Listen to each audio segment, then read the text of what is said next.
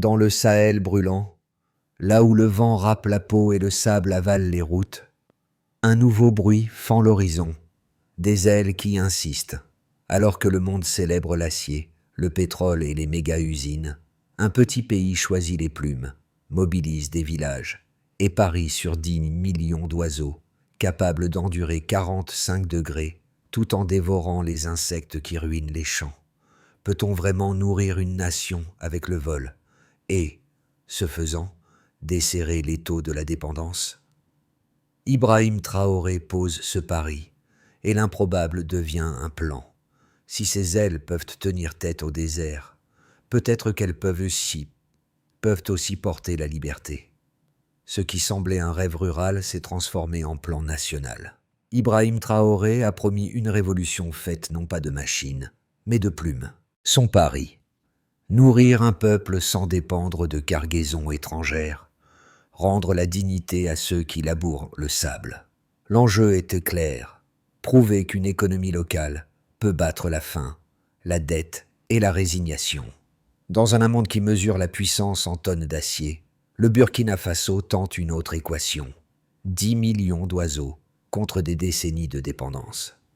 Si le projet échoue, il deviendra une fable de plus dans les rapports d'aide. Mais, s'il réussit, il renversera le modèle même de la survie africaine. Car, derrière chaque couvoir, il y a une promesse, celle de prouver que la souveraineté alimentaire n'est pas un slogan, mais une méthode. Et quelque part, entre les dunes et les rires des enfants, la question grandit. Et si cette fois, la liberté avait vraiment des ailes? La révélation n'est pas venue d'un discours, mais d'un chiffre. En 3 mois seulement, plus de 600 communautés rurales avaient été bâties à la main leur propre couvoir, sans financement étranger, sans machines, seulement des outils rouillés et des volontés neuves.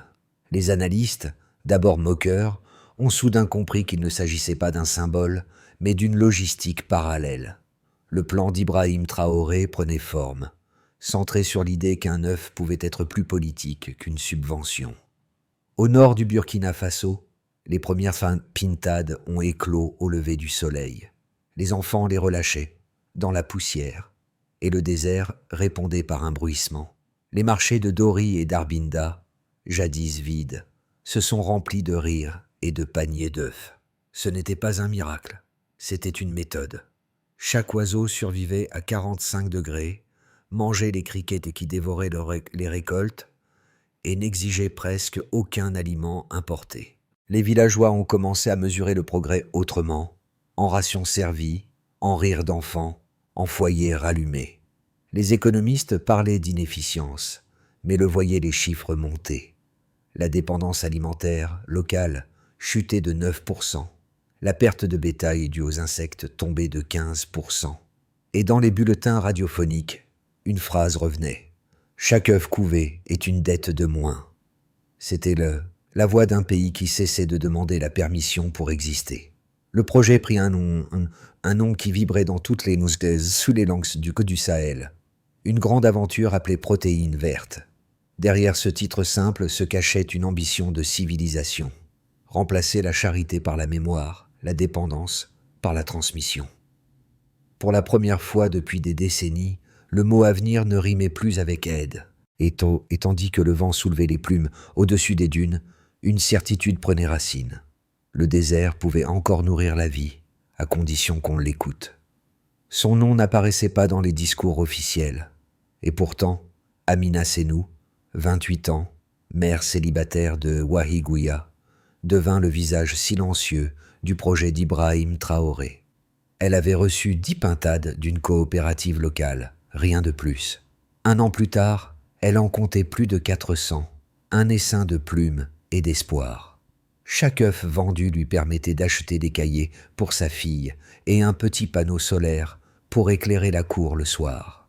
Son rire, diffusé à la radio nationale, sonnait comme une victoire discrète sur la fatalité. Dans le même temps, les anciens du village observaient les changements. Là où la terre s'était fendue, des herbes recommençaient à pousser. Les insectes qui dévoraient les champs avaient presque disparu. Les jeunes, au lieu de partir vers les villes, Restait c'est pour s'occuper des couvoirs communautaires. Amina disait « Quand je vends un œuf, je vends la liberté ». Cette phrase simple devint un slogan, repris dans tout le nord du pays. Ce n'était pas qu'un effet symbolique. Les coopératives rurales, soutenues par de petites prêts d'œufs et de poussins, avaient généré un taux d'autosuffisance protéique dépassant 50% dans certaines zones.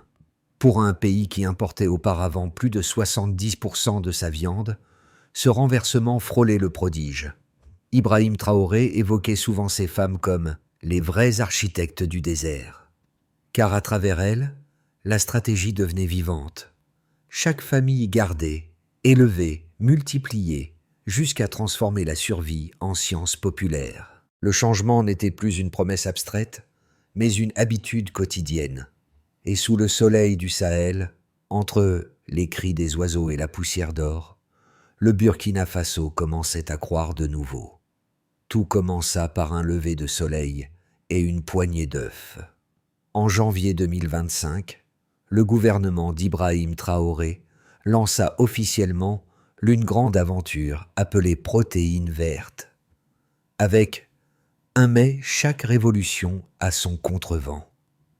Dès le 7e mois, les rumeurs de surpopulation circulèrent. Trop d'oiseaux, pas assez de contrôle. Les chancelleries étrangères évoquèrent le risque écologique. Ibrahim Traoré, calme, répondit lors d'une conférence « On ne contrôle pas la vie, on l'accompagne ». Cette phrase, reprise dans toute l'Afrique francophone, devint un mantra de souveraineté. Puis vint le tournant.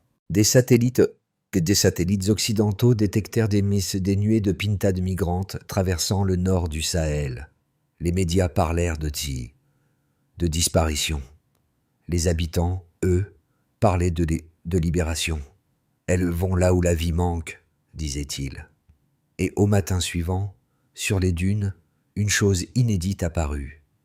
De fines bandes de verdure, suivant les routes de migration. L'événement, à la fois poétique et déroutant, marqua le passage d'une campagne agricole à une légende écologique. À ce moment précis, le projet cessa d'être une politique publique. Il devint une histoire racontée autour des feux du soir, celle d'un pays qui avait décidé de survivre par lui-même. Et quelque part, au milieu du sable, entre les ombres et les plumes, une conviction se formait. Ibrahim Traoré n'avait pas lancé une opération d'élevage, mais un acte de foi. Les chiffres, cette fois, ne parlaient plus de symboles, mais de transformations mesurables. 6 mois après le lancement du programme, les rapports conjoints du et de l'écologie du Burkina Faso dressaient un tableau précis.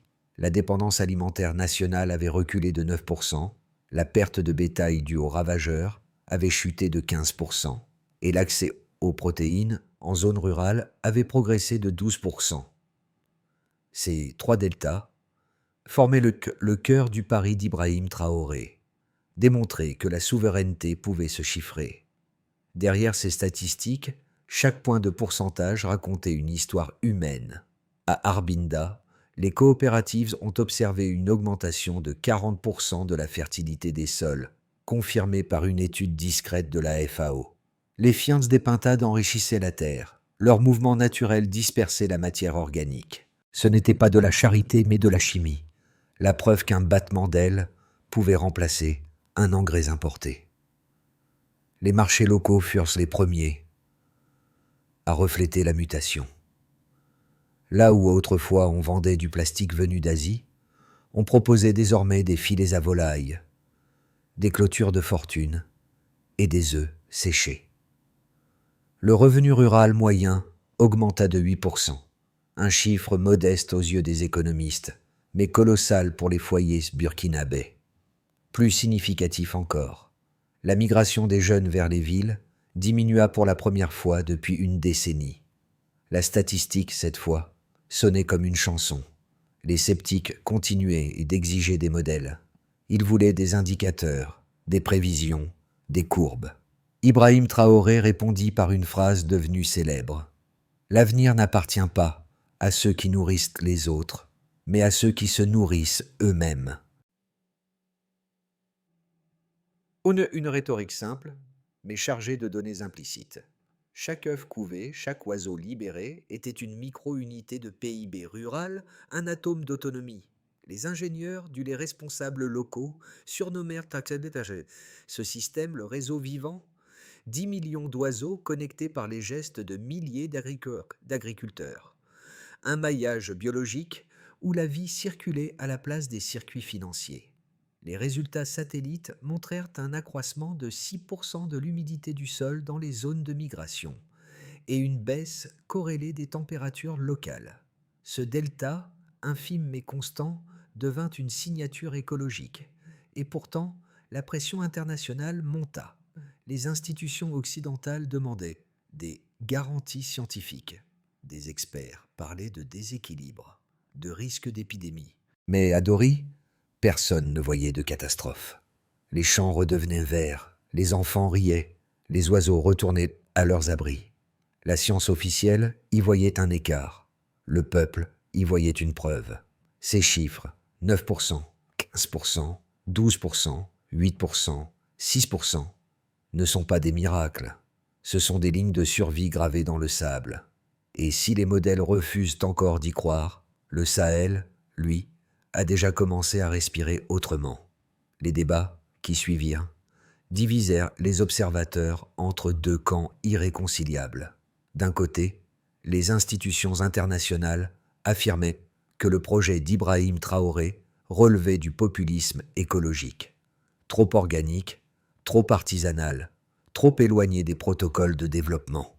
Selon elles, un pays ne se libère pas avec des oiseaux, encore moins avec des gestes communautaires sans supervision centrale. Elles invoquaient la rigueur scientifique, les plans quinquennaux structurés, les standards vétérinaires internationaux. Pour ces voix prudentes, la nature ne se gère pas avec la foi. De l'autre côté, les défenseurs du projet répondaient avec leurs propres chiffres et leurs yeux.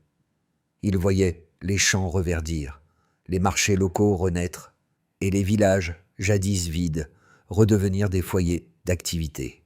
Pour eux, la véritable science n'est pas celle des laboratoires, mais celle des mains.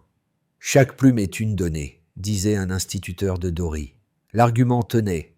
Si les résultats qui sont visibles, pourquoi attendre l'approbation d'un modèle importé? Entre ces deux logiques, la tension n'était pas qu'économique. Elle touchait à une philosophie du contrôle. Les experts voulaient prédire. Ibrahim Traoré voulait expérimenter. Là où les institutions réclamaient des capteurs, il misait sur la mémoire. Là où elles imposaient des seuils, il prônait la confiance. Cette opposition, à peine théorique, reflétait un vieux clivage. L'Afrique observée contre l'Afrique agissante. Mais même parmi ses partisans, des doutes demeuraient. Que se passerait-il si les oiseaux disparaissaient? Si le cycle s'inversait? Les critiques avaient raison sur un point. La durabilité restait à prouver. Pourtant, pour ceux qui vivaient dans le Sahel, la preuve se lisait dans la poussière devenue fertile. Le débat finit par dépasser la question des oiseaux. Il devint un miroir du monde. Peut-on reconstruire une économie à partir de la confiance? Et si oui, combien de fois faudra-t-il que le désert refleurisse avant que l'on y croie vraiment? Le désert bouge, et nous aussi. Cette phrase, prononcée calmement par Ibrahim Traoré à la télévision nationale, fut le point de bascule. En 8 mots, il redéfinissait la narration. Ce n'était plus une campagne agricole, mais une expérience de civilisation. Au même moment, des images satellites révélèrent un phénomène inattendu, de minces rubans verts suivant la trajectoire des nuées d'oiseaux disparus.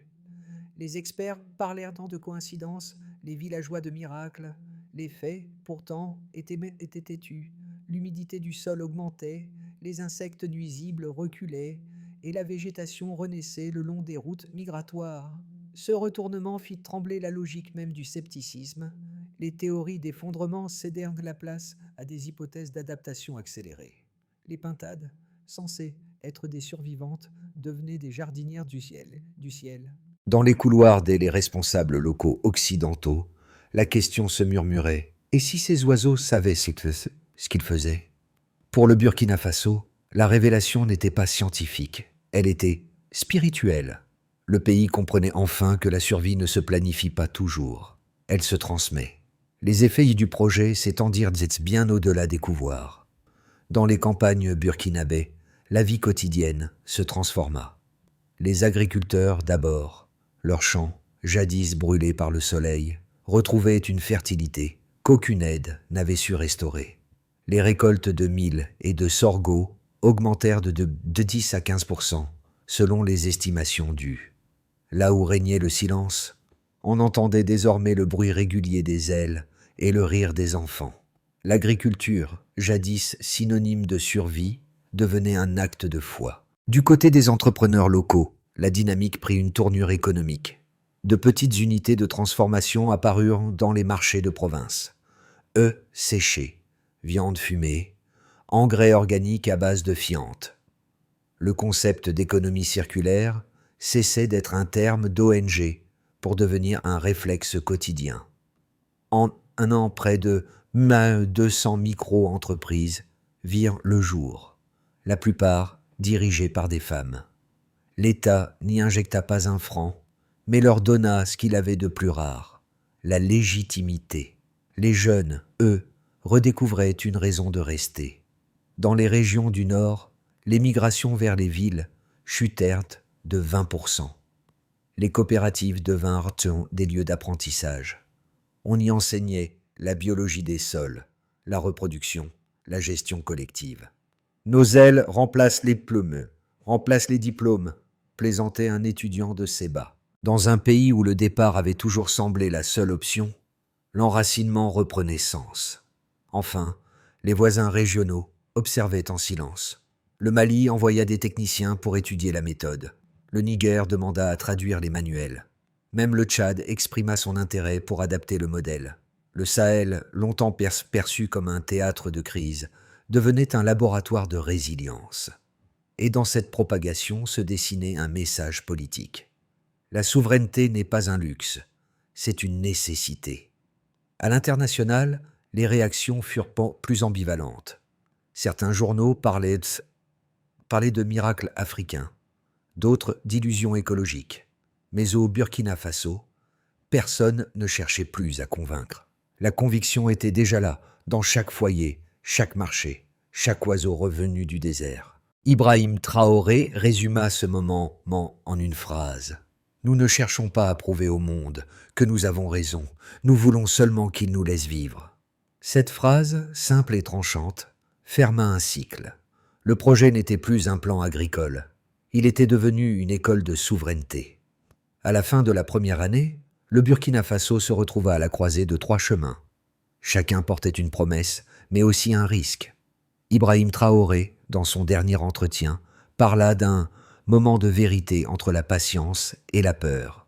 Si le programme se maintient à son rythme actuel, les coopératives rurales atteindront une autosuffisance protéique proche de 70%. L'impact écologique deviendra structurel. Humidité du sol, 8%, rendement agricole, 10%, baisse durable des ravageurs. Ce scénario exige constance et discipline. Maintenir la rotation des oiseaux, contrôler la propagation naturelle et renforcer les échanges interrégionaux. C'est la voie du réalisme, où la lenteur devient stratégie. Les signaux régionaux laissent entrevoir une contagion positive. Si le Mali et le Niger adoptent le modèle d'ici un an, un corridor vert de 800 km pourrait relier les oasis du Sahel. Cela créerait la première ceinture écologique auto-entretenue d'Afrique de l'Ouest. L'enjeu serait alors de documenter scientifiquement cette mutation. Les chercheurs burkinabés y voient déjà un second Nil invisible. Mais l'expansion exige des structures solides, faute de quoi l'élan se dissoudrait dans la dispersion. Toute innovation s'essouffle si la fatigue s'installe. Si les financements logistiques faiblissent, ou si une sécheresse exceptionnelle survient, la dynamique communautaire pourrait s'effriter. Le risque serait moins écologique qu'humain, la démobilisation. Les oiseaux survivraient, mais l'esprit du projet s'éteindrait, comme un feu sans son gardien. Ibrahim Traoré l'a souvent dit, « Ce qui meurt d'abord, ce n'est pas la terre, c'est la volonté. » Entre ces 3 lignes d'avenir, Le Burkina Faso doit choisir non la promesse la plus brillante, mais la plus tenable.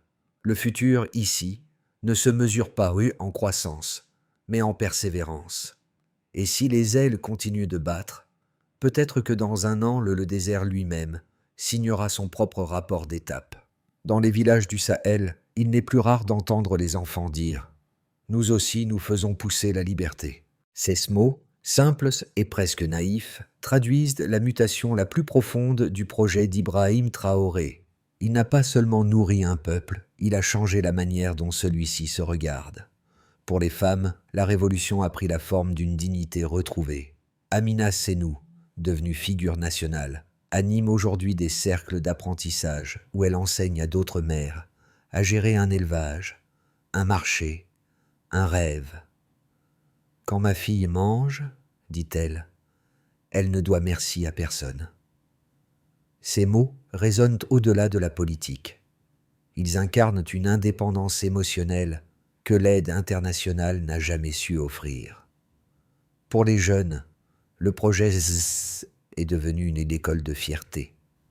Les coopératives rurales remplacent des amphithéâtres. On y apprend la biologie des sols, la logistique, mais surtout la patience. Les étudiants parlent désormais de données vivantes. Ils comptent les œufs, mesurent la terre, notent les températures.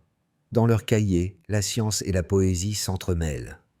Pour les citadins, l'impact se lit dans les assiettes. Les restaurants d'Ouagadougou affichent fièrement 100% protéines du Sahel. Ce label n'est pas commercial, il est culturel.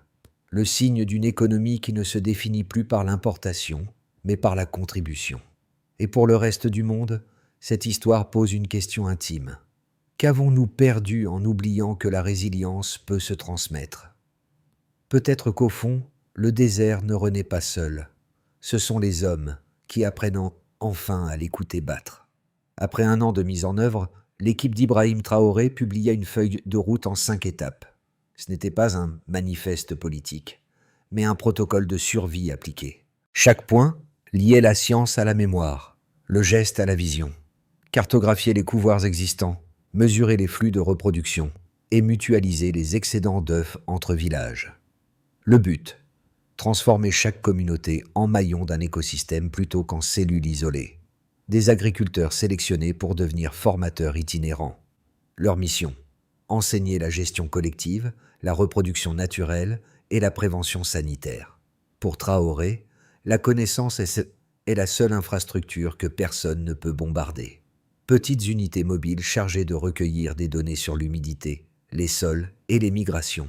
Ces stations d'ailes font le lien entre tradition et technologie, sans dépendre des capitaux étrangers. Substituer progressivement les importations de volailles par la production nationale, tout en gardant la logique artisanale. L'intention initiale était simple. Atteindre 80% d'autonomie alimentaire en 5 ans. Documenter le modèle pour les voisins du Sahel. Le Mali, le Niger et le Tchad sont déjà candidats. Un modèle qui ne voyage pas, meurt sur place, répète Traoré. Nous avons commencé avec 10 millions d'oiseaux. Nous terminerons avec 10 millions de raisons d'espérer. Et dans le vent chaud du Sahel, ce plan n'était plus un programme. C'était une prière organisée. Au crépuscule, Amina Senou marche parmi les enclos, ses pas soulevant la poussière dorée. Autour d'elle, les pintades rentrent en silence, comme si elles reconnaissaient leur gardienne. Ibrahim Traoré l'avait appelée un jour « la mémoire du désert ». Une métaphore simple pour dire que les révolutions durables portent toujours un visage. Dans les villages, les chants du soir reprennent le refrain. Chaque œuf est une promesse. Ce n'est plus un slogan d'État, mais une prière partagée.